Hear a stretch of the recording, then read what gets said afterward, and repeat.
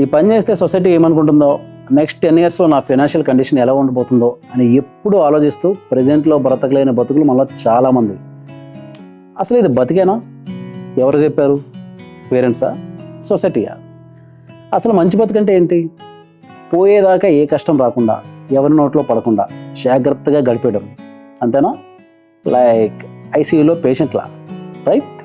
First of all society మనకు భయం నేర్పించింది, బట్ జీవితం మాత్రం ఎప్పుడూ ధైర్యంగా ఉండమనే చెప్తుంది. బట్ మనం జీవితం మాట వినకుండా ఎప్పుడూ ఒక ఇల్యూజన్లో బతికేస్తాం.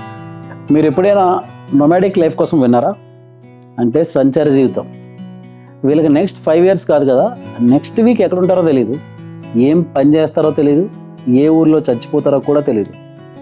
ప్రపంచమంతా తిరుగుతారు, బోలెడని అనుభవాలు కలెక్ట్ చేసుకుంటారు, రిగ్రెట్స్ లేకుండా హ్యాపీగా నవ్వుతూ చచ్చిపోతారు. మళ్ళీ పుడతామో లేదో తెలీదు, ఇప్పుడైతే ఉన్నాం. నొమాడిక్ లైఫ్ అంత రిస్క్ తీసుకోలేకపోయినా సరే ఎవరికి ఎలా ఇష్టమో అలా బతికేద్దాం. ఎవరి కోసం ఏది మార్చుకోవద్దు. లైఫ్ అంటే ఎక్స్పీరియన్స్ చేయడమే, భయపడి ట్రంక్ బెట్లో దాక్కోవడం కాదు. మోరల్ ఏంటంటే 80 ఏళ్ళు కాకిలా బతికే కన్నా 40 ఏళ్ళు హంసలా బతికి చచ్చిపోదాం. పోయేదేం లేదు. టైం బాగాలేకపోతే మళ్ళీ పుట్టచ్చు. गुरु बैठो बैठो गुरु।